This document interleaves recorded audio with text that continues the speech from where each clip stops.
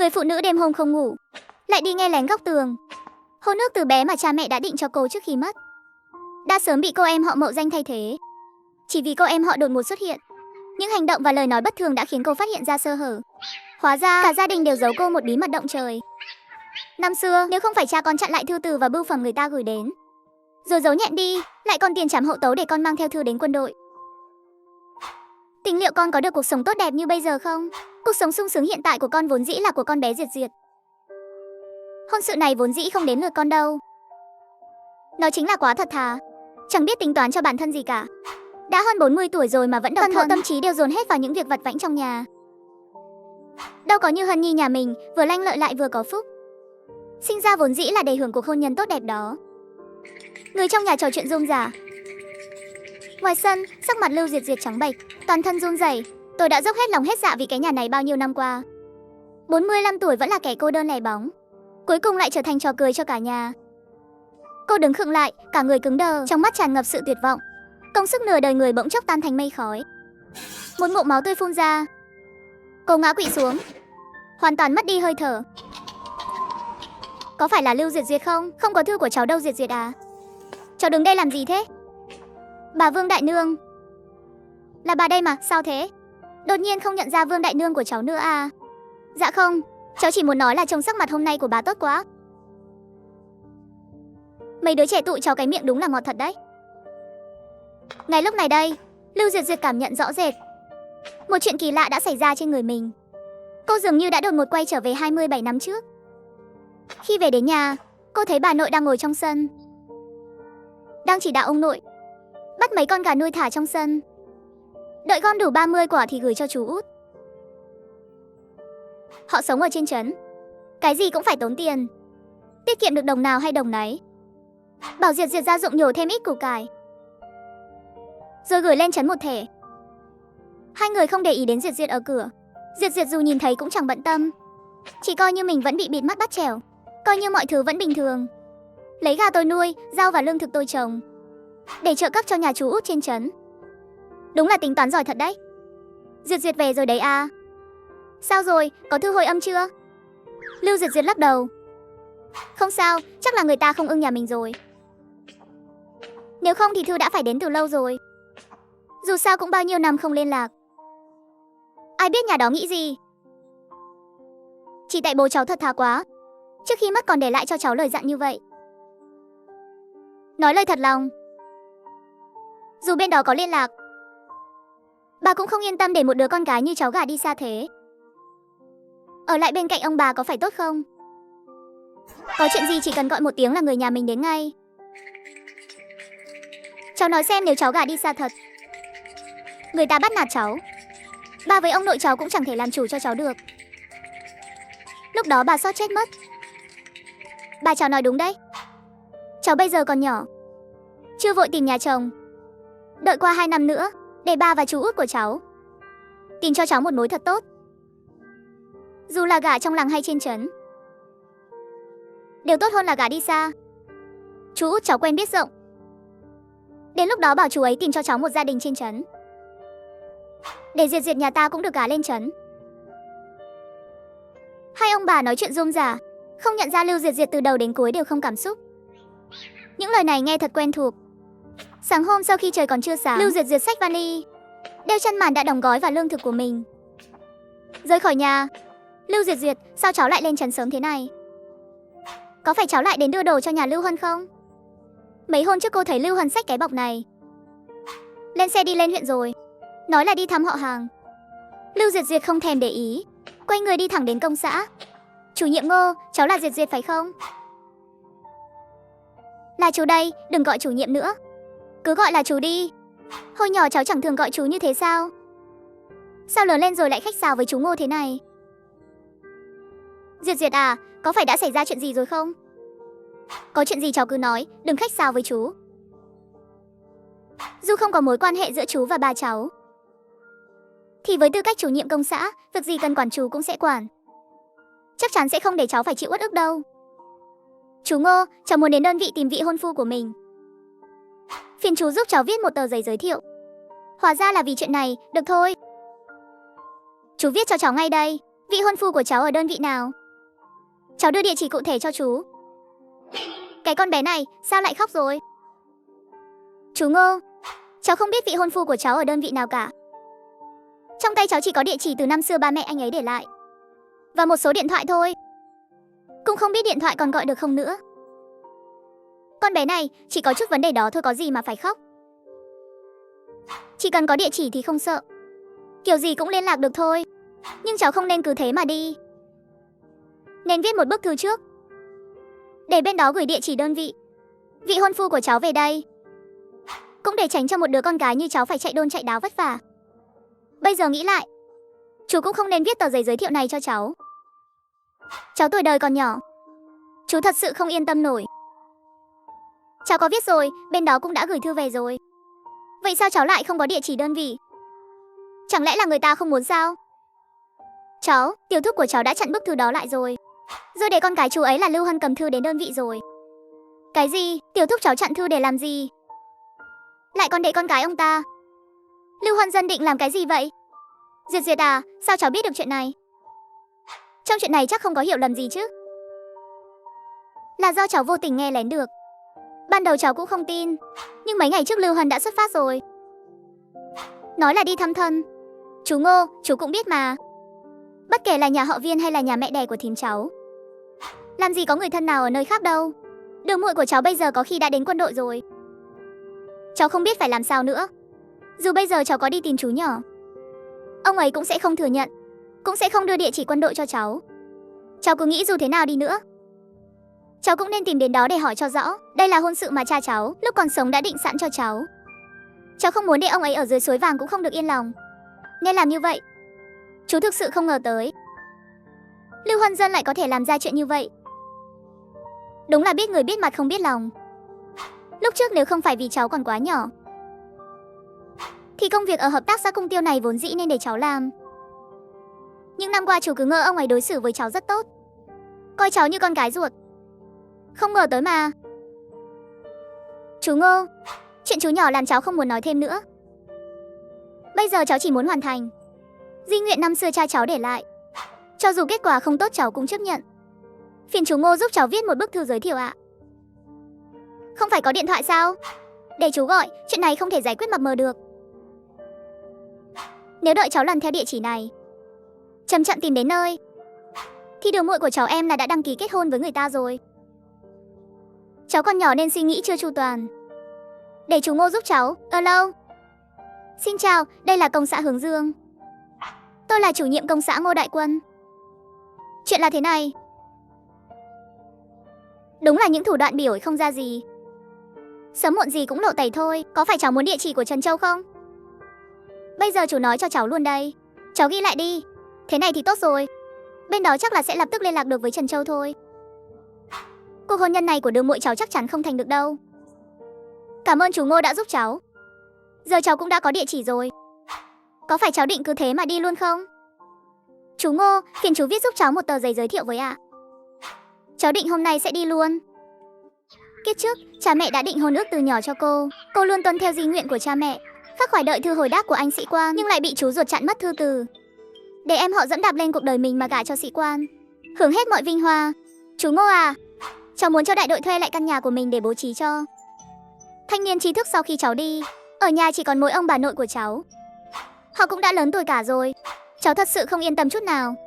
Nếu trong nhà có thêm vài người trẻ tuổi thì còn có thể giúp cháu trông nom họ. Thật ra cháu cũng có ý riêng của mình. Chuyện này sao gọi là có ý riêng được chứ? Phải gọi là vô tư mới đúng. Chỉ sợ là ông bà cháu không đồng ý thôi. 2 căn phòng này thuộc về cháu. Cháu có quyền quyết định có cho đại đội thuê hay không. Là một thành viên của đại đội, cháu cũng không muốn để nhà trống không ở đó, rồi trơ mắt nhìn các thanh niên trí thức không có chỗ ở. Cháu cũng có giác ngộ cao y hệt cha mình vậy. Ngô Đại Quân đích thân đưa Lưu Duyệt lên chuyến xe khách đi về phía huyện. Đến nơi rồi nhớ đừng để mất liên lạc nhé. Cháu biết rồi ạ. Cảm ơn chú Ngô. Lưu Hoan ru rú trong nhà khách suốt 3 ngày trời. Đừng nói là được gặp mặt Trần Châu, ngay cả cái bóng của anh ấy cũng chẳng thấy đâu. Em Duyệt có trong phòng không? Chị dâu Xuân Mai, em đây ạ. Phía Trần Châu có tin tức rồi. Nghe bảo là ngày kia cậu ấy sẽ về tới. Em đến ngày kia à? Đúng rồi. Ngày kia đó, có vui không? Cuối cùng cũng sắp được gặp mặt thật rồi. Lưu Huân cũng không biết mình có nên vui hay không. Chỉ thấy trong lòng càng thêm bồn chồn. Ôi dào, ai mà chẳng từng trải qua thời trẻ trung. Tâm tư của mấy cô gái trẻ chị hiểu rõ mà. Giờ này có phải đang thấy bồn chồn lắm đúng không? Không sao đâu, ai cũng thế cả thôi. Lúc chị và nhà chị đi xem mắt nhau, chị lo lắng tới mức cả đêm không ngủ được. Hôm sau gặp anh ấy mặt chị đỏ bừng ngay. Đến lời cũng không nói nổi. Chỉ thấy sao mắt người này sáng thế. Nhìn người ta mà trong lòng cứ bồn chồn. Em trông xinh đẹp thế này, như một đóa hoa vậy. Trần Châu mà thấy em chắc là thích mê cho mà xem. Ái cha, còn đỏ mặt nữa kia. Chị dâu Xuân Mai, chị đừng trêu em như thế chứ. Được rồi, không trêu em nữa. Các cô gái trẻ các em da mặt mỏng. Đợi đến ngày Trần Châu về, em hãy mặc bộ đồ mới vào. Cậu ấy thấy chắc chắn sẽ vui lắm. Cảm ơn chị dâu, bộ đồ đó đẹp quá. Em còn chẳng nỡ mặc nữa. Chắc chắn là đẹp rồi. Cậu nhóc Trần Châu này không hề keo kiệt chút nào đâu. Bộ đồ cậu ấy mua cho em tốn hơn 40 đồng đấy. Nghe nói là hàng cao cấp từ phía Hải Thành gửi tới. Lưu Huân bị giá tiền của bộ đồ làm cho kinh ngạc. Lúc mới nhận được bưu phẩm, cha của cô ấy đã nói bộ đồ nhìn qua là biết không rẻ rồi. Cả hai người đều đoán chắc cũng phải 20 đồng. Không ngờ cả hai người họ đến một nửa giá tiền. Còn chẳng đoán trúng nữa. Trần Châu là cán bộ cấp chính doanh, lương mỗi tháng ít nhất cũng 8-90 đồng. Đó là còn chưa tính các khoản trợ cấp khác. Quan trọng nhất là anh ấy còn trẻ như vậy. Tiền đồ sau này thật không thể đong đếm được. Cho dù sau này có chuyển ngành đi đâu, thì cấp bậc cũng không hề thấp. Lưu Huân nghĩ đến đây, nụ cười trên môi không thể nào kìm nén được. Nhà chị dâu còn có chút việc nên phải về trước. Em nhớ địa chỉ nhà chị nhé. Lúc rảnh thì thường xuyên qua chơi. Đợi khi Trần Châu về rồi, chị sẽ gọi cả hai đứa sang nhà chị dâu ăn một bữa thật ngon. Lưu Huân vui sướng lăn lộn trên giường. Trong lòng cảm thấy vô cùng hạnh phúc. Cô ta có chớt cũng không ngờ được, ngay lúc này đây, lai lịch của cô ta đã bị người ta vạch trần rồi. Thưa chính ủy, về vợ của Trần Châu. Chẳng phải người phụ nữ đang ở nhà khách là kẻ mạo danh sao? Trong điện thoại đúng là đã nói như vậy. Tôi từng thấy ảnh rồi. Rõ ràng là trông rất giống mà. Sao lại thành kẻ mạo danh được chứ? Tình hình cụ thể thế nào? Tôi còn phải liên lạc với bên công xã Hướng Dương để đối chiếu lại. À đúng rồi, vợ cậu mấy ngày nay chẳng phải khá thân thiết với cô ta sao? Không nhận ra có gì bất thường à? Chẳng thấy gì cả. Chỉ nghe nhà tôi nói là cô bé đó trông tính tình khá tốt, hiền dịu nhẹ nhàng, lúc nào cũng ra dáng ra hình. Chỉ là không thấy cô ấy nhắc chuyện gia đình. Không phải là cha mẹ cô ấy đều mất cả rồi sao?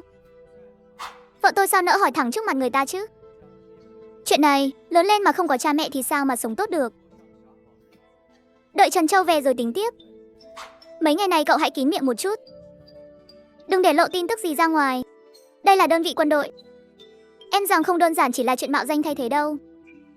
Bên tôi cũng phải điều tra thêm, xem cô ta có lai lịch gì khác không. Chính ủy yên tâm, tôi sẽ cho người để mắt đến cô ta. Cái đó, đối tượng của Tiểu Giang thế nào rồi? Rất tốt mà. Sáng nay tôi còn đến thăm cô ấy một chút, nói với cô ấy chuyện Trần Châu ngày kia sẽ về. Cô ấy có vẻ vui lắm. Tôi còn khen Trần Châu nức nở như hoa ấy. Chắc là đợi Trần Châu vừa về, chúng ta sẽ được uống rượu mừng thôi. Cái bà này, sao chuyện gì bà cũng bô bô ra ngoài vậy? Gì chứ, chẳng phải ông nói bảo tôi đứng trước mặt cô bé đó khen Trần Châu thật nhiều sao? Nếu không phải tại ông, tôi rảnh đâu mà vồn vã sáp lại gần chứ. Lưu Diệt Diệt đã ngồi trên tàu suốt 2 ngày 2 đêm. Đến sáng ngày thứ 3 cô mới tới được thành phố nơi cần đến. Ông ơi, ông biết chỗ này không ạ? Biết chứ, biết chứ. Cháu gái à, chỗ này hơi xa đấy. Phải đi xuyên qua hơn nửa thành phố. Hơn nữa nó còn nằm ở ngoại ông. Tốt nhất là cháu nên bắt tuyến xe buýt số 7 trước. Đợi đến trạm Lưu Ly Xưởng thì gọi thêm chiếc xích lô. Như vậy sẽ tiết kiệm hơn. Vậy ông có đi không ạ? Hết bao nhiêu tiền? Nhìn cô bé này còn trẻ thế kia, xem chừng là người từ nơi khác tới. Cũng chẳng giống kiểu người có tiền. Nhìn xem, tiếng hát hơi này thật to và rõ. Người đang nhắc đến danh trưởng Trần của chúng ta chắc không phải là một nữ đồng chí đấy chứ. Đừng có nói linh tinh. Danh trưởng Trần, hình như anh vẫn chưa có đối tượng nhỉ? 25 tuổi rồi, cũng đến lúc giải quyết chuyện đại sự cả đời rồi. Vợ tôi có cô em họ, trông cũng khá xinh xắn. Hay để tôi làm ma cho anh nhé. Tôi có đối tượng rồi. Danh trưởng Trần có đối tượng rồi sao? Yêu nhau từ khi nào thế? Sao chẳng nghe anh nhắc tới bao giờ? Là hôn ước do cha mẹ định cho tôi từ khi họ còn sống. Vậy sao đến giờ vẫn chưa kết hôn? Đằng gái kém tôi vài tuổi. Năm nay mới đủ tuổi. Hóa ra là hôn ước từ bé à? Không ngờ danh trưởng Trần cũng chấp nhận hôn nhân sắp đặt đấy. Trân Châu mỉm cười lắc đầu. Không tiếp tục chủ đề này nữa. Danh trưởng Trần, danh trưởng Trần. Ai đang gọi thế nhỉ? Là vợ của danh trưởng Lý ơ kìa. Cô gái trẻ bên cạnh cô ấy là ai thế? Chắc không phải là họ hàng nhà cô ấy chứ? Danh trưởng Trần, họ gọi anh kìa, có dừng xe không? Cứ về sở chỉ huy trước đi. Để trèo lên cảnh cao là vị quan quân này. Lưu Huân đã mạo danh chị họ để đến đơn vị. Nhưng suốt 3 ngày ròng rã, cô ta thậm chí còn chưa được gặp mặt Trần Châu lấy một lần. Anh ấy ngồi ngay bên trong đó. Em thấy chưa? Em từng xem ảnh của Trần Châu rồi đúng không? Xem rồi à, chị dâu, em run quá. Lỡ như danh trưởng Trần không ưng em thì phải làm sao? Sao em lại nghĩ thế chứ? Nếu không ưng em thì danh trưởng Trần người ta sao lại vừa mua quần áo cho em, vừa gửi ảnh cho em chứ? Chị dâu, chị đã xem ảnh của em chưa? Chị thấy rồi, trông cũng xinh lắm. Chỉ là tay nghề của người thợ ở chỗ em, kỹ thuật chụp ảnh không được tốt cho lắm, trông không được rõ nét. Chị dâu Xuân Mai đã xem ảnh của mình rồi. Ở cùng nhau mấy ngày mà chị ấy không nhận ra Trần Châu là đàn ông, sao mà tinh ý bằng phụ nữ được. Đến mức không nhận ra mình. Trần Châu, đi cùng tôi đến văn phòng. Có việc này tôi cần nói với cậu. Trong văn phòng, cuối cùng Trần Châu cũng biết việc mà Trịnh Vĩ muốn nói với anh là chuyện gì rồi. Sau khi nhận được điện thoại, tôi đã liên lạc lại với phía công xã Hướng Dương, xác nhận chuyện này đúng là sự thật. Nữ đồng chí hiện đang ở đơn vị tên là Lưu Huân, là em họ của Lưu Diệt Diệt, cũng chính là con gái của chú cô ấy, Lưu Huân Dân. Còn bản thân Lưu Diệt Diệt đang trên đường đến đơn vị rồi. Đã biết cô ta là giả rồi, sao không đuổi cô ta đi luôn? Không phải mấy ngày nay tôi còn phải điều tra lý lịch của cô ta sao? Đến hôm nay mới xác nhận được. Lý lịch của người này rất đơn giản. Đến đơn vị là muốn thay thế Lưu Diệt Diệt để gả cho cậu. Cô ta muốn gả thì gả chắc, còn phải xem tôi có cưới hay không nữa chứ. Tôi vốn dĩ chẳng hề ưng cô ta. Không ưng người ta mà cậu còn để con gái nhà người ta chạy một chuyến đến đơn vị. Đây không phải là trêu đùa người ta sao? Tuy tôi không tán thành hôn nhân sắp đặt, nhưng đây là việc mà cậu đã xác định rồi. Với tư cách là quân nhân nhân dân, sao có thể tùy tiện nuốt lời? Ai bảo là tôi muốn nuốt lời chứ? Thế nãy cậu bảo cái người già đó cậu không ưng, còn người thật thì tôi ưng mà. Chẳng biết nên nói cậu nhóc này số đỏ hay số đen nữa. May mà cô bé kia không ngốc, biết gọi điện thoại cầu cứu. Nếu không có cuộc điện thoại này, để xem cậu định tính sao. Thế nên mới bảo là số tôi đỏ. Được rồi, mau đi đi. Vợ cậu chắc là hôm nay hoặc mai sẽ đến thôi. Cho cậu nghỉ phép 2 ngày, ra ga tàu mà đón vợ cậu đi. Sẵn tiện tống khứ cái cô giả mạo kia đi luôn. Đồng chí, tôi đến tìm Trần Châu. Đây là thư giới thiệu của tôi. Cô tìm Trần danh trưởng sao? Xin hỏi cô là gì của anh ấy? Tôi là vị hôn thê của anh ấy. Cách đây vài ngày hình như cũng có một vị hôn thê của Trần danh trưởng đến thì phải. Sao hôm nay lại có thêm một người nữa? Sao đều tên là Lưu Diệt Diệt thế này? Hai người Lưu Diệt Diệt. Chiến sĩ, mau gọi điện báo cáo đi. Lưu Diệt Diệt cũng không vội, đứng ở cổng chờ đợi. Đồng chí Lưu Diệt Diệt, mời đi theo tôi. Mới vào cổng doanh trại không lâu, Lưu Diệt Diệt đã chạm mặt Lưu Huân. Thật khéo, sao chị cũng ở đây? Lưu Huân sợ đến mức toàn thân run lẩy bẩy. Làm sao còn trả lời được lời của cô ấy nữa? Sao Lưu Diệt Diệt lại đến đây? Phải làm sao bây giờ? Diệt Diệt à, hai người quen nhau sao? Lưu Diệt Diệt, hừ. Chị là Lưu Diệt Diệt. Vậy tôi là ai? Tôi không biết cô là ai. Tôi chính là Lưu Diệt Diệt. Chuyện này là sao? Rốt cuộc hai người có quen nhau hay không? Nghe ý của cô, chẳng lẽ cô ấy không phải là Lưu Diệt Diệt? Chị đừng nghe nó nói tôi mới là Lưu Diệt Diệt. Tôi mới là Lưu Diệt Diệt thật. Nó là giả đấy. Thật là trôi cháo. Sao cô lại đánh người chứ? Bởi vì nó đáng bị đánh. Câu nói kẻ mặt dày vô đối thiên hạ. Đến hôm nay tôi mới thật sự được mở mang tầm mắt. Từ miệng chị, trắng cũng có thể biến thành đen. Lúc đó tôi đúng là mù mắt rồi. Lại cứ tưởng gia đình chị là hạng người lương thiện gì. Lưu Diệt Diệt tôi rốt cuộc đã làm gì có lỗi với nhà chị? Cha tôi mất. Cha chị đã thấy chỗ công việc ở công xã để có được bát cơm sắt. Cả nhà chị mới được rời lên thị trấn Hưởng Phước. Gà nuôi, rau trồng ở dưới quê, lần nào tôi cũng mang lên để tiếp tế cho mọi người. Rốt cuộc lại nuôi ra một gia đình vô ơn bạc nghĩa như các người. chặn lấy lá thư của tôi giữa đường. Biết phía đằng trai có điều kiện tốt. Cả gia đình các người chắc là mừng húm rồi nhỉ. Có phải thấy rất may mắn vì trông giống tôi không? Lưu Hân, cô không chỉ không cần liêm sỉ, mà ngay cả cái tên của mình cũng không cần luôn. Mạo danh cái tên Lưu Diệt Diệt của tôi, vươn ngàn dặm xa xôi đến đây để cướp vị hôn phu của tôi. Cô thấy có thành tựu lắm đúng không? Tưởng rằng mình có thể một bước lên mây rồi sao? Phi, cô tưởng cô bảo mình là Lưu Diệt Diệt. Thì cô chính là Lưu Diệt Diệt sao? Mặt nạ đã bị lột sạch rồi, mà vẫn còn cứng miệng, nói cô không biết xấu hổ. Cũng chẳng sai chút nào đâu. Chị à, chúng ta tìm chỗ nào yên tĩnh rồi nói chuyện đi. Đến nhà khách em đang ở được không? Chị đừng nói ở đây nữa. Xin chị đấy, đến hóa ra cô cũng biết giữ thể diện à? Tôi cứ tưởng cô mặt dày không biết ngượng chứ. Có chuyện gì vậy? Đây chẳng phải là vị hôn thê của doanh trưởng Trần sao? Con cô gái này là ai? Sao lại tát vị hôn thê của doanh trưởng Trần một cái thế kia? Hình như người đến lúc trước là giả. Cô gái này mới là thật nè. Cái gì? Hóa ra là kẻ mạo danh sao? Không ngờ lại có người dám mạo danh thay thế đến tận quân đội mình. Gan cũng to quá rồi đó. Cô ta không nghĩ là chúng ta sẽ nhận ra sao? Tôi mới là Lưu Diệt Diệt, vị hôn thê của Trần Châu. Đây là Lưu Hân, em họ tôi, người nhà bọn họ. Đã chặn lá thư Trần Châu viết cho tôi, để Lưu Hân cầm lá thư đó, mạo danh tôi để đến gặp Trần Châu. Không phải như vậy đâu, mọi người đừng tin cô ta. Tôi mới là thật. Tôi chính là Lưu Diệt Diệt. Tôi có cả thư giới thiệu mà. Đồng chí Lưu Diệt Diệt. Nghe thấy tiếng gọi, Lưu Hân và Lưu Diệt Diệt đồng thời cùng nhìn về phía Trần Châu. Chào anh, tôi là Lưu Diệt Diệt. Trần Châu, cuối cùng anh cũng đến rồi. Lúc này Lưu Diệt Diệt mới biết, hóa ra đây chính là Trần Châu. Mời cô lấy giấy giới thiệu của mình ra. Anh lấy giấy giới thiệu của tôi làm gì? Trần Châu không hề trả lời lời của cô ta, mà là nói với Lưu Diệt Diệt rằng, đồng chí Lưu Diệt Diệt, tình hình tôi đã nắm rõ rồi. Cô cứ yên tâm về chuyện này. Đơn vị sẽ liên lạc với công xã Hướng Dương để xử lý kỷ luật đối với người đã cấp tờ giấy giới thiệu này. Một khi lá thư này được gửi về, công việc của Lưu Hân Dân chắc chắn sẽ không giữ được nữa.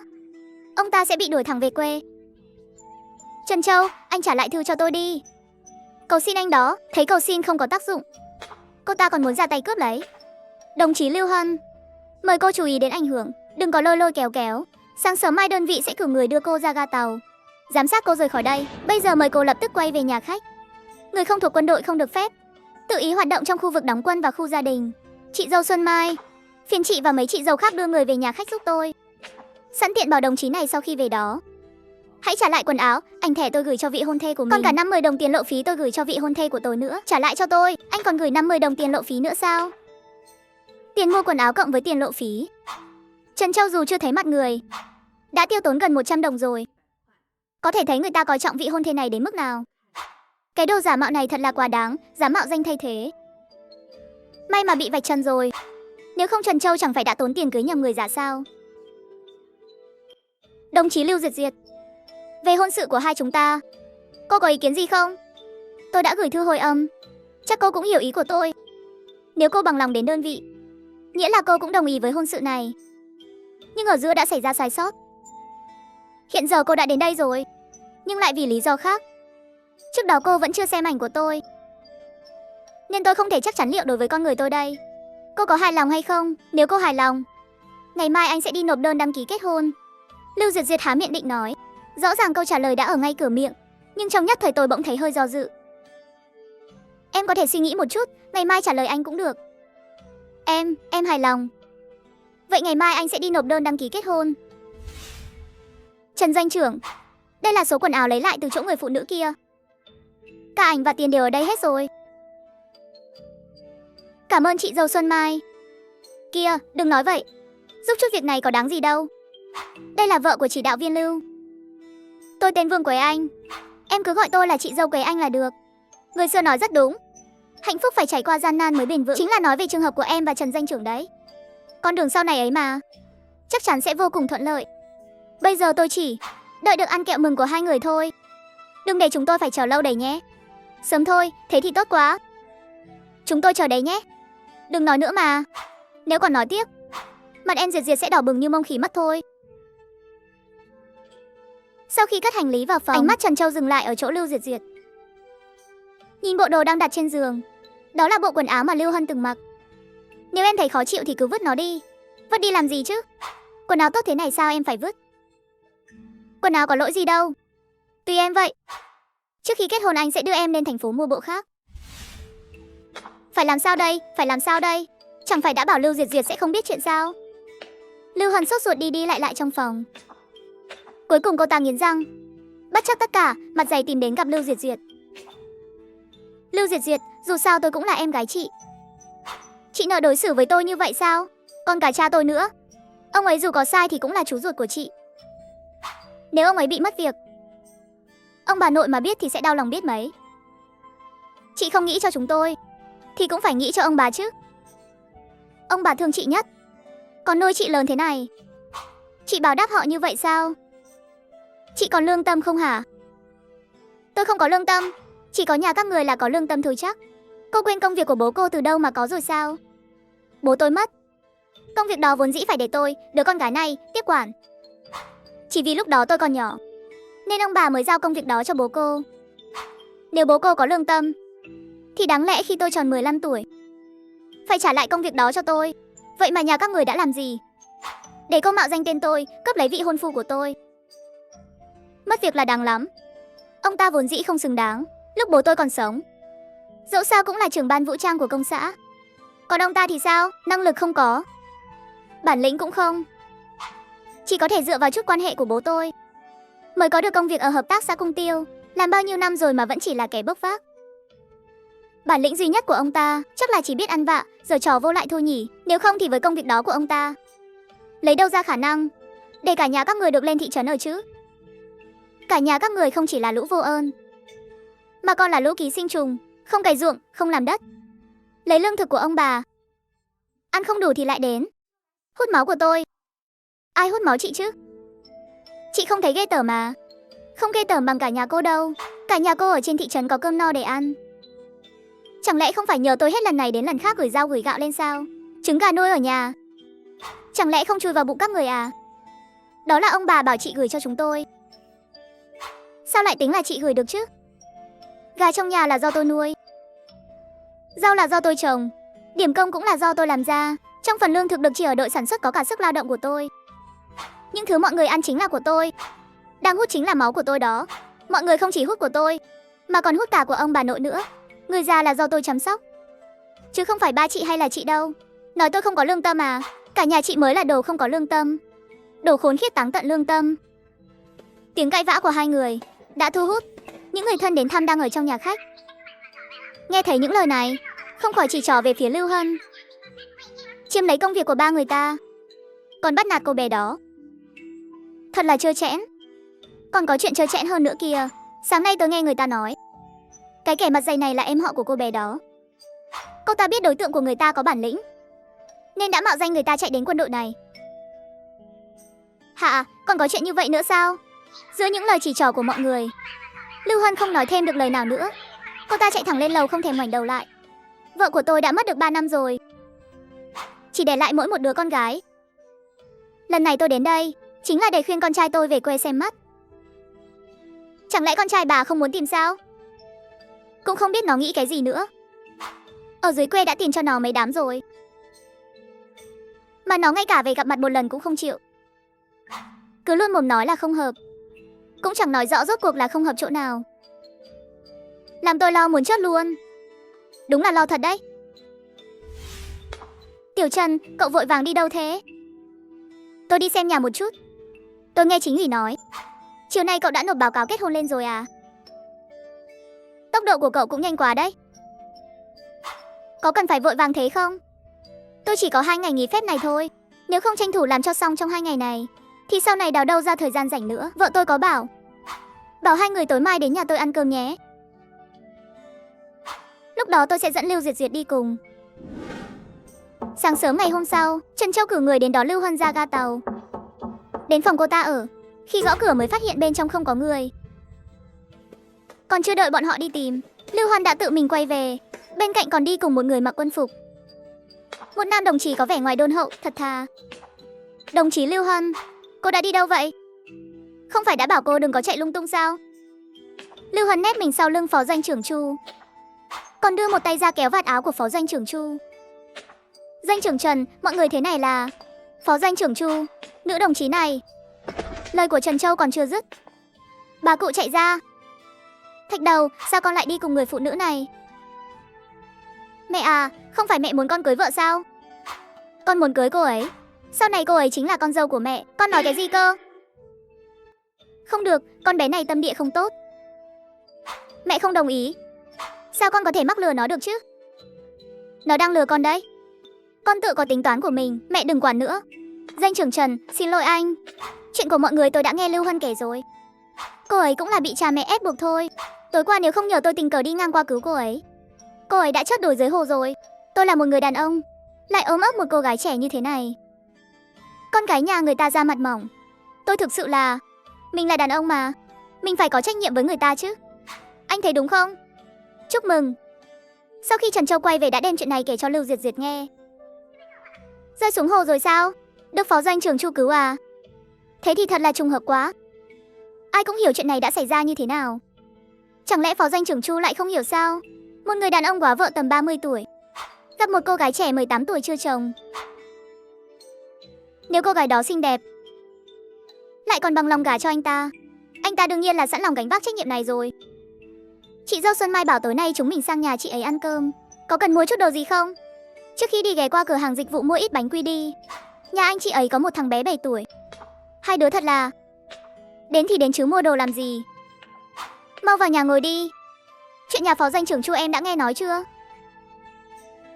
Có phải chị dâu muốn nói chuyện liên quan đến Lưu Hân không? Vợ anh Trịnh bên hậu cần tối qua trực ở đơn vị. Sáng nay vừa về đã nói. Phó doanh, trưởng Chu đưa một cô gái người ướt sũng đến bệnh viện. Canh chừng cả đêm. Vừa đi mượn quần áo vừa dỗ dành. Chị còn tưởng anh ấy sắp có tin vui rồi. Ngờ đâu lại là chuyện của Lưu Hân. Nghe nói phó doanh, trưởng Chu bị mẹ anh ta làm loạn đến tận chỗ lãnh đạo quân đội rồi. Không cho con trai mình cưới Lưu Hân đó. Con nói là đã định hôn sự cho con trai ở quê rồi. Vậy tình hình hiện giờ thế nào rồi? Chị cũng không rõ lắm. Chuyện đó còn phải xem giữa nàng dâu và mẹ chồng. Ai lợi hại hơn rồi. Đang nói chuyện thì Lý Sơn về rồi. Đấy chắc là em dâu rồi nhỉ. Chào em. Anh nghe cậu Trần nhắc đến em từ lâu rồi. Hôm nay cuối cùng cũng được gặp người thật rồi. Anh kia, sao lại nói như vậy chứ? Người ta tuổi còn nhỏ. Anh đừng có làm con bé sợ. Cứ gọi là Tiểu Lưu được rồi. Nghe em, Tiểu Lưu. Em ngồi đi, ngồi xuống rồi nói chuyện. Chị dâu em hôm nay hầm món thịt dưa cải. Vị ngon lắm đấy. Lát nữa em nhất định phải ăn nhiều vào nhé. Sau khi rời khỏi nhà chị dâu Xuân Mai, Trần Châu đưa Diệt Diệt đến cửa nhà khách. Mấy ngày tới có lẽ anh sẽ không có nhiều thời gian.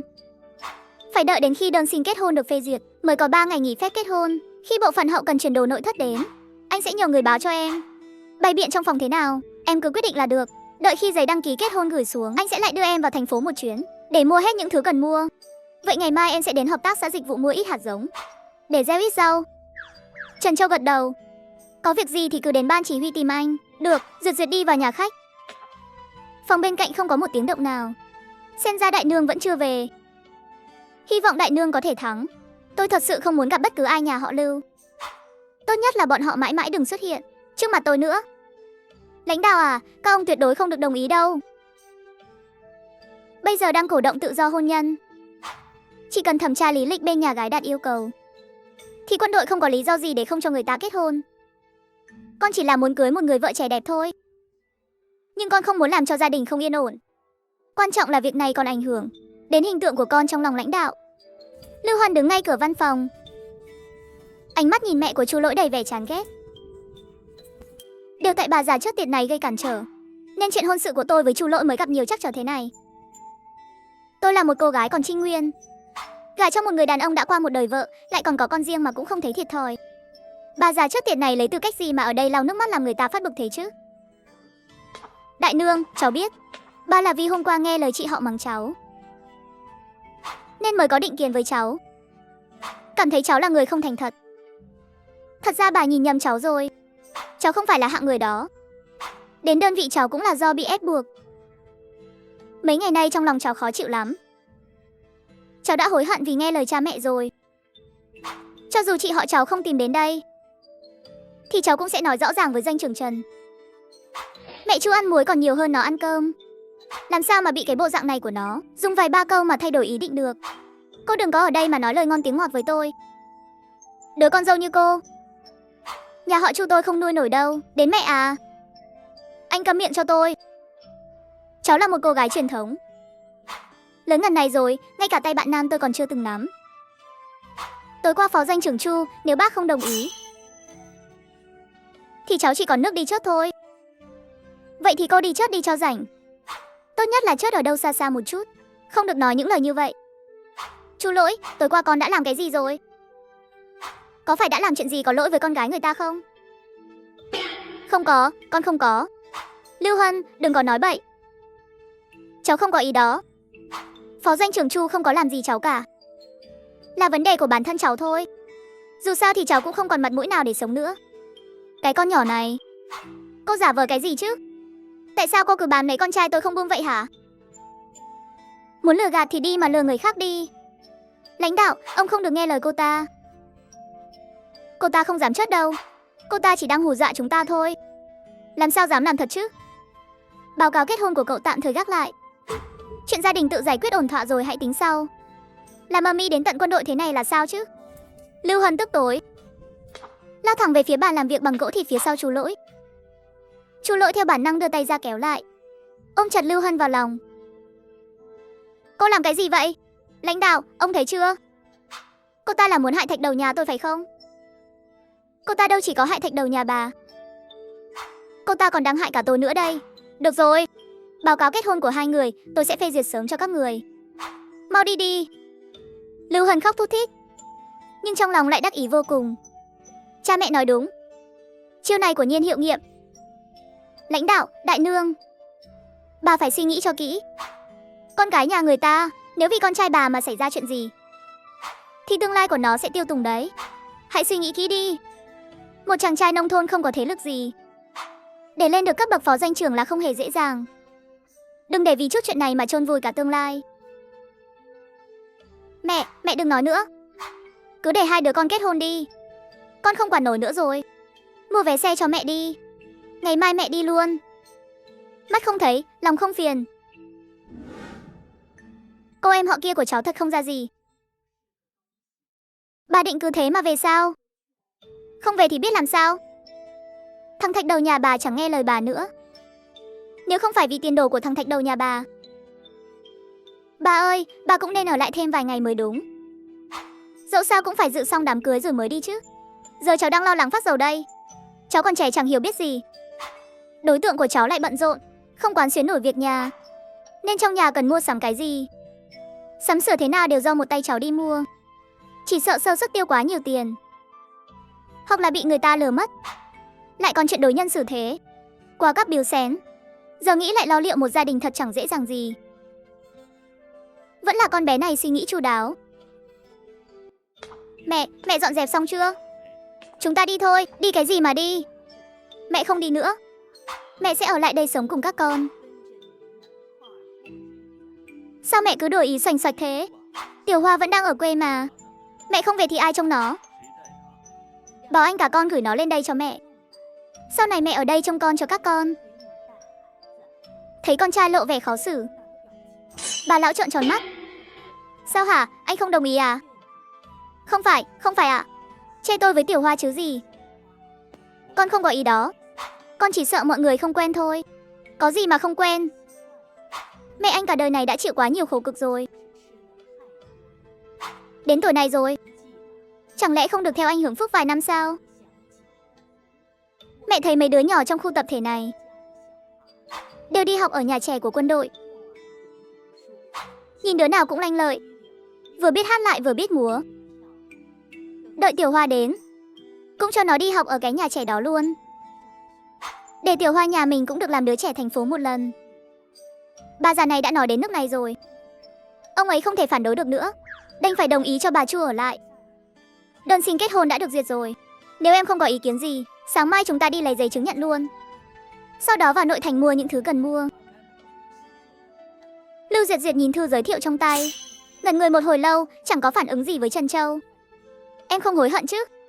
Hối hận thì thôi, mai anh mua vé đưa em về. Không đâu, em sẽ không hối hận.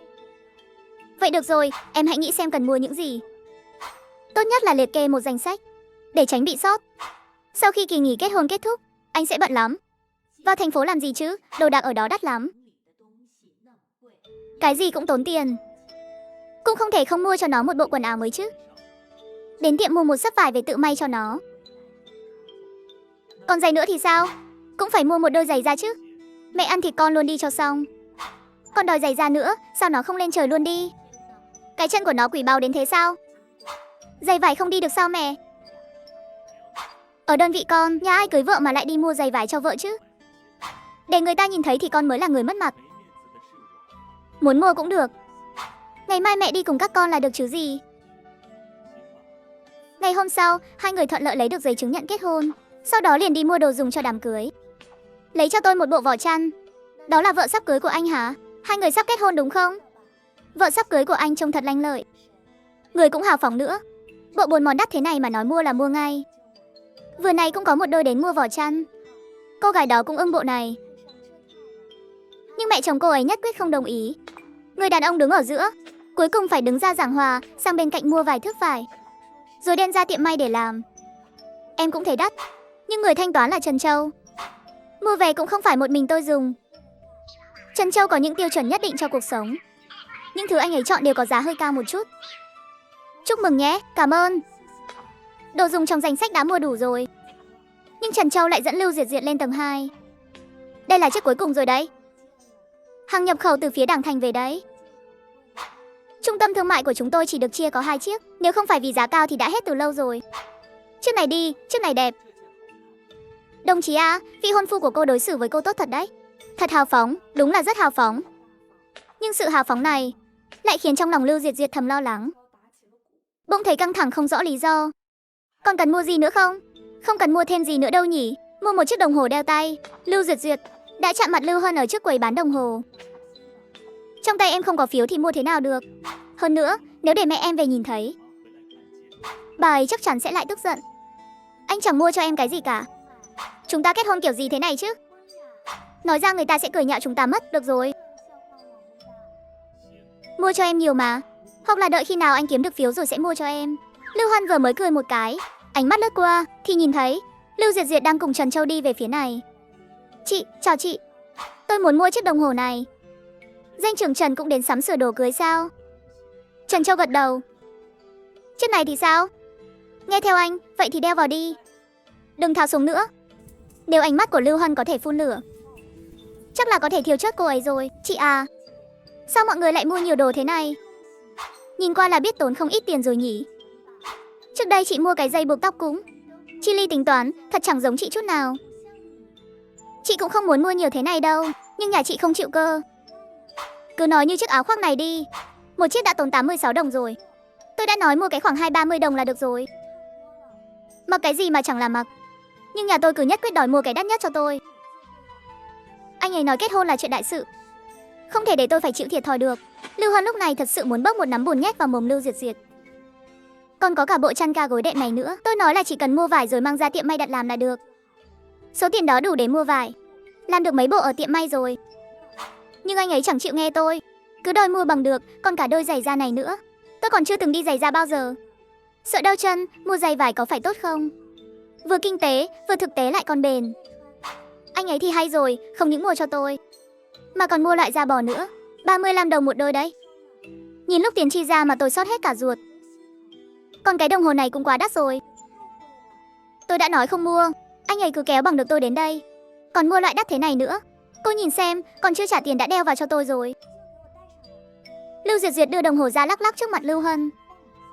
Tôi thật sự không thể nào xoay chuyển được anh ấy, đành phải nghe theo anh ấy thôi. Ai bảo anh ấy là trụ cột trong nhà chứ. Lại còn nhà tôi nữa, thật đúng là không biết xấu hổ. Chẳng biết ngại là gì cả. Thế này mới gọi là biết lo toan cuộc sống. Cô nên học hỏi chị họ của mình đi. Cái gì không đáng thì đừng có tiêu tiền bừa bãi. Chị ấy mua nhiều đồ như vậy, toàn là đồ đắt tiền. Con mua đôi giày da thì bà lại chọn loại rẻ nhất. Thế thì sao, không đi được chắc? Nếu không phải tôi đi theo, chắc cô định vét sạch vốn liếng của thạch đầu nhà tôi mới thôi hả? Cô nhìn chị họ mình xem. Người ta là doanh trưởng Trần mua đồ đắt, chị ấy còn khuyên ngăn. Còn cô, đôi mắt cứ dán chặt vào mấy cái tủ đồ đắt tiền đó. Như cô thế này thì biết vun vén nhà cửa chỗ nào. Lưu Hân sắp tức chết rồi. Đâu phải cô nên học tập Lưu Diệt Diệt, mà rõ ràng thạch đầu nên học tập Trần Châu người ta kìa. Sao con lại không biết lo toan cuộc sống chứ? Người ta lấy vợ đều phải mua 3 vòng 1 tiếng làm xính lễ. Con kết hôn, bà chẳng mua cho con thứ gì cả. Thì người ta cũng không có ai mặt dày bám đấy như cô đâu. Vành mắt Lưu Hân đỏ hoe. Sẽ có một ngày, ta sẽ đuổi cái bà già đáng ghét này về quê. Sống thì phải biết tính toán kỹ lưỡng như vợ cháu vậy. Cháu là nam giới chắc chắn không hiểu mấy chuyện này đâu. Bình thường vẫn nên nghe lời vợ cháu nhiều hơn. Bà thật ghen tị với mẹ cháu đấy, tìm được cô con dâu hiền huệ như vậy. Chẳng cần phải lo lắng gì cả. Không như cái số vất vả của bà. Những ánh mắt lạnh lùng và sự hạ thấp hồi chưa đè nặng lên tim Lưu Hân. Vừa quay đầu lại, ngay trước mặt cô ta, lại khen ngợi Lưu Diệt Diệt hết lời. Mỗi câu nói đều như nhát dao đâm vào lòng. Lưu Diệt Diệt suýt nữa thì bật cười. Bà đại nương này đúng là người tinh đời. Bà ấy đâu có đang khuyên bảo Trần Châu. Bà ấy là đang chọc tức Lưu Hân mà. Lưu Hân đã dùng hết thủ đoạn để được ở lại đây. Tôi phải xem ngày tháng sau này cô ta sẽ sống thế nào. Trên đường về, Lưu Hân cúi đầu không nói lời nào. Chu Lỗi thấy cô như vậy thì cũng hơi xót xa. Cô ấy còn trẻ, chỗ nào không hiểu thì từ từ chỉ bảo là được. Mẹ không nên mắng nhiếc cô ấy. Trước mặt Trần Doanh Trưởng và chị họ cô ấy, lần sau lên phố anh sẽ mua đồng hồ đeo tay cho em, đài radio, máy khâu. Sau này cũng sẽ mua xe đạp cho em. Mẹ anh nói chuyện kiểu đó đấy. Nghe nhiều rồi sẽ quen thôi. Bà ấy thực ra không có ý xấu đâu. Không cho tiêu xài lãng phí cũng là vì tốt cho hai đứa mình thôi. Thật không? Đương nhiên là thật rồi. Anh việc gì phải lừa em. Vậy em cũng muốn mặc áo khoác dạ. Lưu Diệt Diệt có, chỉ mình em là không có. Áo khoác dạ đắt biết bao nhiêu, máy khâu với xe đạp mua về cả nhà đều dùng được. Áo khoác dạ đâu phải là vật dụng thiết yếu. Bây giờ chưa mua được, nếu để mẹ anh thấy, bà ấy chắc chắn sẽ làm khó em. Đợi bà ấy đi rồi anh mua cho. Vậy khi nào bà ấy mới đi? Thấy Chu Lỗi nhíu mày, cô ta vội vàng nói thêm. Em không phải là muốn đuổi bà ấy đi đâu, tôi chỉ hỏi chút thôi. Đến Tết ấy mà, ông ấy chắc chắn phải về quê đón Tết rồi. Còn mấy tháng nữa mới đến Tết mà. Nhưng mà nghĩ đến cái bà già trước tiệt đó cùng lắm là ở lại đến Tết, đợi bà ta đi rồi. Chắc chắn tôi thích mua gì thì mua nấy. Sau này chẳng còn ai có thể chỉ tay năm ngón với tôi nữa. Nhân lúc xe chưa đến, Trần Châu bàn chuyện đám cưới với Lưu Diệt Diệt. Chúng mình cứ theo số đông, tổ chức một buổi tiệc trà, mời mọi người đến nhà ngồi chơi, uống trà ăn kẹo mừng. Sau đó tìm thời gian khác, mời mấy người thân thiết như anh Lý đi ăn bữa cơm. Em thấy sao? Nghe anh cả, thời buổi này ở dưới quê hay thịnh hành tổ chức tiệc rượu. Dù ăn uống tốt hay tệ, thì cũng phải giữ lễ nghĩa xã giao chút. Vậy thì để mai đi, về rồi anh sẽ đi chào hỏi mọi người một tiếng. Em có cần đi cùng không? Nếu em không sợ người ta trêu ghẹo thì cũng có thể đi. Thế thì thôi vậy. Dù sao thì mai cũng gặp cả mà. Em cứ ở nhà dọn dẹp đồ đạc thì hơn. Được, em ở nhà dọn dẹp đồ đạc đi. Hôm nay là ngày đại hỷ của Lưu Diệt Diệt. Trời vừa hửng sáng, các chị dâu ở khu tập thể đã vội vã đến nhà khách để trang điểm cho cô ấy. Lát nữa Doanh Trưởng Trần nhìn thấy cô ấy, chẳng phải sẽ bị mê mẩn đến chết sao? Tôn Oánh, lại đây trang điểm cho chị dâu của em đi. Lưu Diệt Diệt không thể từ chối sự nhiệt tình của Tôn Oánh và chị dâu Tú Lan. Nếu để em làm thì được thôi, nhưng phải nghe em nhé, được không? Chị muốn thế nào thì nói với em. Em sẽ trang điểm cho chị. Chị Diệt Diệt, chị trông đẹp thật đấy. Là do em trang điểm khéo thôi. Trang điểm gì thế? Chị dâu Xuân Mai đến rồi.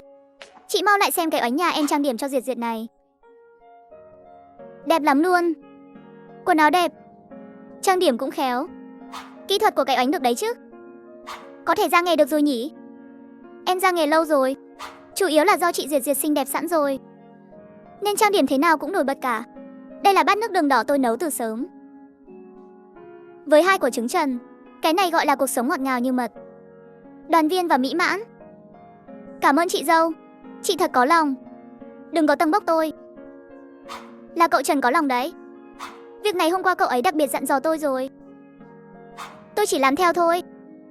Mau ăn đi, sau này chung sống hạnh phúc với cậu Trần nhé.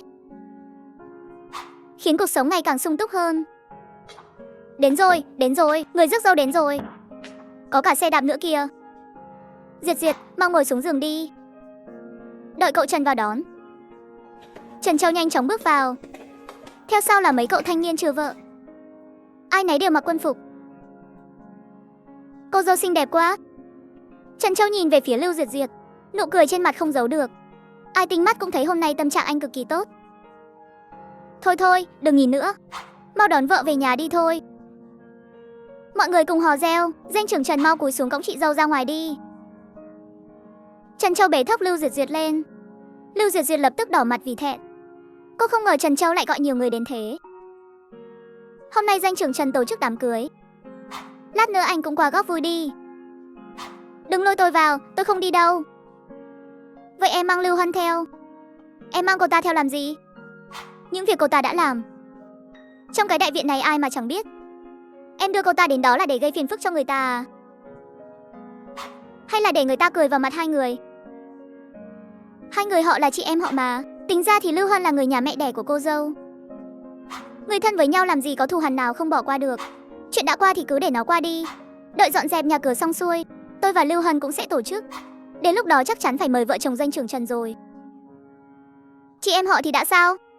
Với những chuyện cô ta đã làm thì chị em ruột cũng thành kẻ thù thôi. Ông cứ nghe lời tôi, một mình ông đi thôi. Đến đó rồi cũng đừng nhắc chuyện họ hàng gì cả. Cứ coi như là buổi tụ họp giữa các đồng đội. Trần Danh trưởng đó, tuổi trẻ tài cao, đã là cán bộ cấp danh trưởng rồi, là người có năng lực đấy. Ông cứ giữ quan hệ tốt với cậu ta là không sai đâu. Được rồi, vậy lát nữa tôi qua đó. Đừng có lát nữa, đi ngay bây giờ đi. Cái thằng Trần Châu này sao giờ vẫn chưa thấy về nhỉ? Không biết nó đón cô dâu đi đâu rồi. Ông kệ người ta đón đi đâu thì đón. Có phải con trai ông lấy vợ đâu. Cái bà này chỉ giỏi nói nhiều. Cô dâu đến rồi. Đông nghịt người luôn. Lại còn có cả 100 vị khách nữa. Chứng tỏ là nhân duyên của Trần Châu ở trong quân đội không phải dạng vừa đâu. Cô dâu xinh đẹp quá. Trần Danh trưởng thật là tốt số. Táo đâu? Táo đây rồi. Chúng ta phải bắt chú rể và cô dâu chơi trò chơi mới được. Có người lấy ra một quả táo, dùng sợi dây treo lơ lửng trên không, bắt Lưu Diệt và Trần Châu cùng cắn. Cắn đi chứ, cô dâu đừng ngại mà. Trần Danh trưởng, anh có làm được không đấy? Trần Châu nhìn thoáng qua đôi mắt rưng rưng của Lưu Diệt, cảm thấy nếu mọi người còn trêu chọc tiếp thì cô ấy sẽ khóc mất. Trần Châu liền giật lấy quả táo, tự mình cắn một miếng rồi đưa cho Lưu Diệt. Cũng may là cô phản ứng khá nhanh, mở miệng cắn lấy một miếng táo. Trần Danh trưởng, anh ăn gian nhé. Không tính. Làm lại đi. Đợi đến khi khách khứa về hết. Lưu Diệt đã mệt đến mức chẳng muốn động đậy nữa rồi. Vui mừng chưa được bao lâu, Lưu Diệt đã rơi vào tình cảnh ngại ngùng. Tối nay hai người sẽ phải chung giường chung gối. Trong lời kể của Lưu Hân ở kiếp trước, hình như Trần Châu không được ổn cho lắm. Cái không ổn này rốt cuộc là không ổn thế nào? Là chỉ không sinh con được, hay là không thể làm chuyện đó? Sáng sớm hôm sau, Trần Châu đã ra ngoài chạy bộ từ sớm. Đợi đến khi anh về, Lưu Diệt mới bắt đầu nấu mì ăn sáng. Em Diệt này, có đi mua thức ăn không? Đi cùng đi, chị cũng đang ra ngoài mua thức ăn đây. Sáng sớm em làm món gì ngon thế?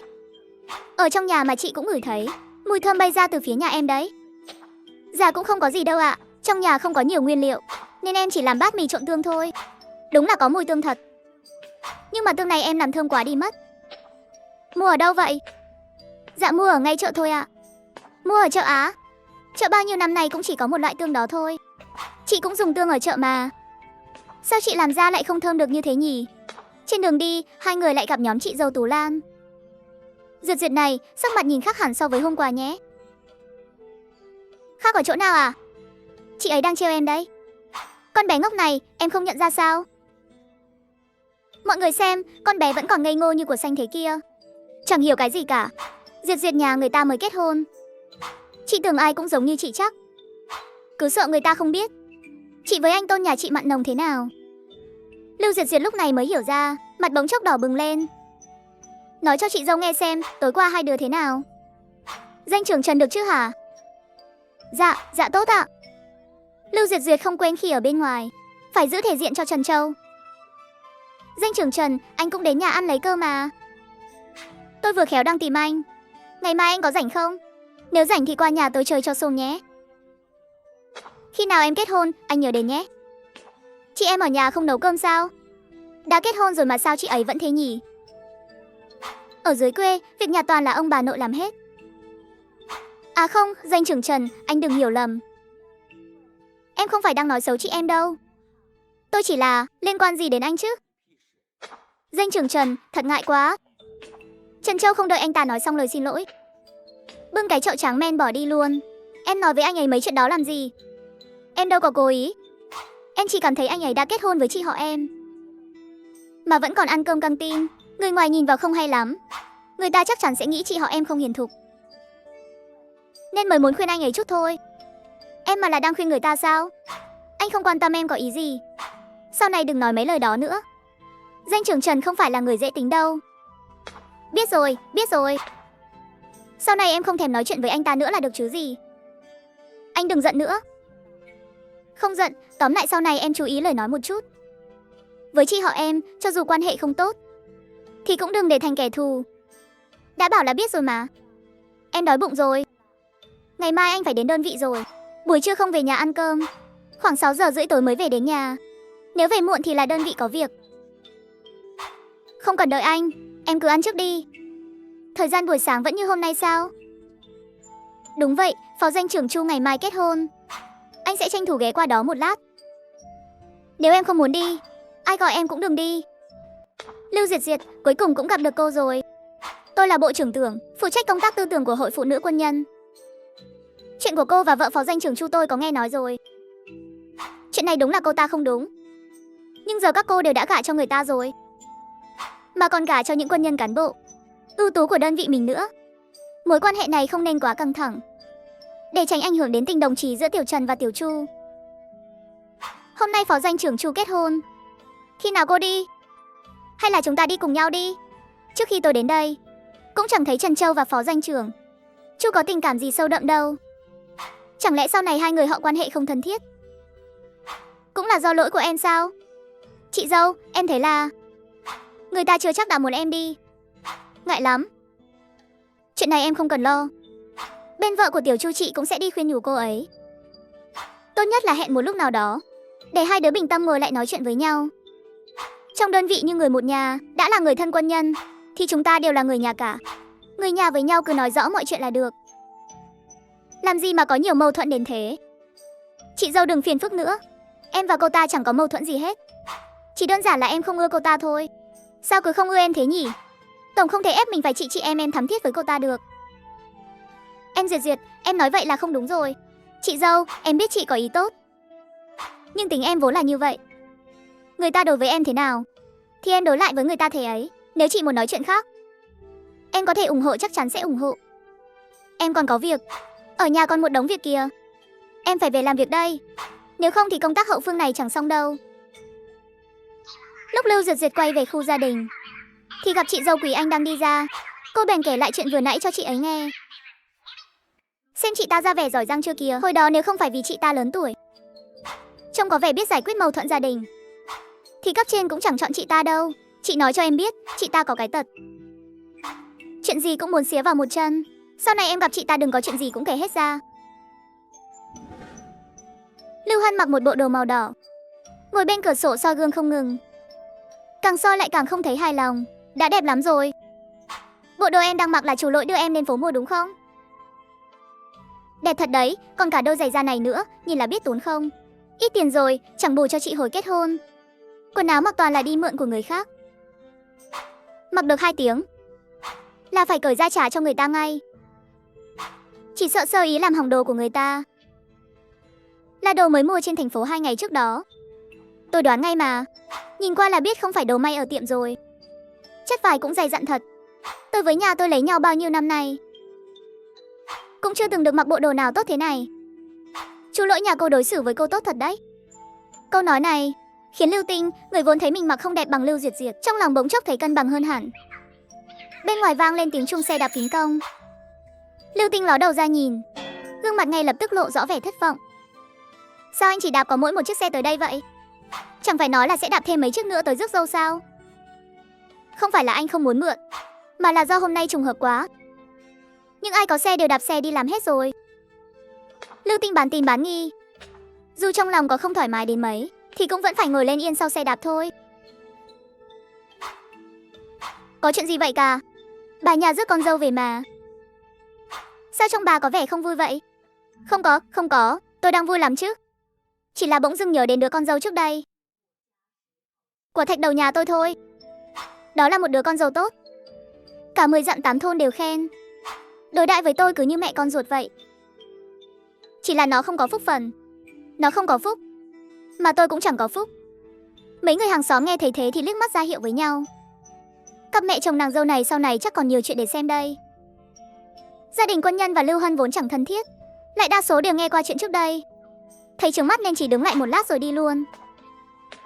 Lúc Trần Châu đến, trong nhà họ Chu chẳng còn lại mấy người nữa. Anh đưa món quà mà Lưu Diệt Diệt đã chuẩn bị sang. Danh trưởng Giang ngồi xuống uống chén trà đã. Tôi còn phải về đơn vị. Trà thì tôi không uống đâu, bà không cần tiễn đâu ạ. Xin dừng bước, đến giữa trưa. Khách khứa đều đã về hết.